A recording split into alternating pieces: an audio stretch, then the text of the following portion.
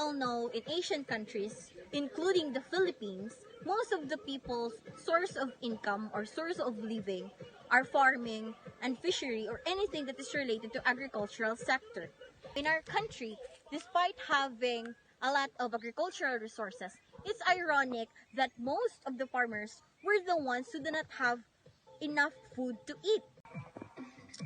Right now, I am here at Bulak Dalaget, Cebu, and as you can see, most of the crops are adversely affected by the severe heat.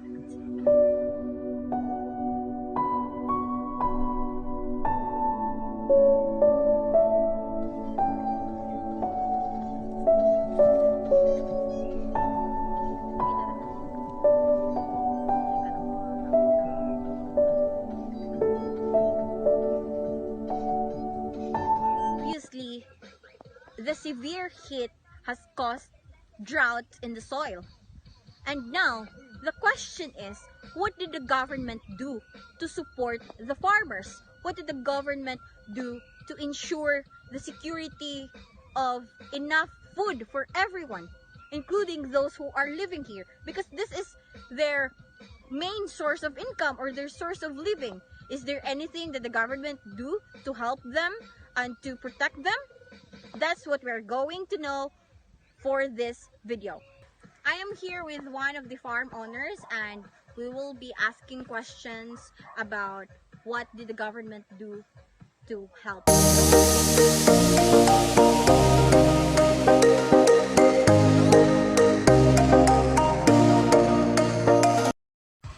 So, ma'am, unsa man imong masulti sa kahimtang karon diri sa bukid, especially para sa mga farmers? Tungod sa kainit, so ang among mga tanom is kanang uban is kanang nangadaot, so makaguol siya kay kanang dako kay gasto kay maggasto pa ka sa kanang fertilizer sa mga kuan para sa mga tanom kay para mubungan. Then tungod sa kainit, so kanang ang uban dili mubunga, ang uban kay nangadaot, so walay maani ang Unsa man ang mga gibuhat sa gobyerno, ma'am, para makatabang ninyo sa mga farmers? naay kanang kuan ang ato ang government nga kanang ang among mga tanom especially sa among mga sample sa among hayupan if naay kanang masakit among hayupan or ang among tanom kay naay mga daot or kanang walay abot, so na short na ni among mga tanom kung madaot kay di na mga problema kung kanang naay daot sa mga tanom kay mohatag sila og kanang mga fertilizer and then kanang mohatag sila og kanang kwarta sa mga namo nga mga farmers. Unsa man imong masulti, ma'am, sa kani nga programa sa atong gobyerno? For me kanang nakatabang gid siya na sa mga farmers kay kanay daot sa kanang mga ilang mga tanom or sa kanang tungod sa bagyo or sa kanang sa klima nga kaya karon natay kanang El Nino, so kanang nakatabang siya kay kanang if wala sila'y maani, naa sila'y madawat nga kanang cash assistance nga ihatag sa tong government kung wala kung naay mga kanang problema sa mga tanom. So sila mo'y kanang mag-provide if naidaot sa kanang para sa tubigan, so sila mo'y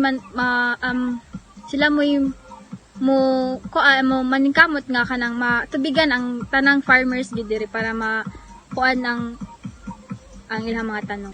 Honestly, the war against zero hunger is still a long way to go. It's still on process. And the only way to win against this war, against poverty and against hunger, is to protect our farmers.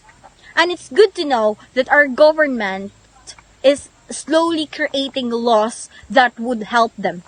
Because as you can see, farming is the backbone of our society. We are nothing without farmers. And so they deserve respect and protection as much as those who are working in other professions. Again, this is Giselle Rubin. Remember, sa bawat butil ng kanin na iyong sinusubo, ay isang magsasaka ang namumuhunan ng pawis at dugo.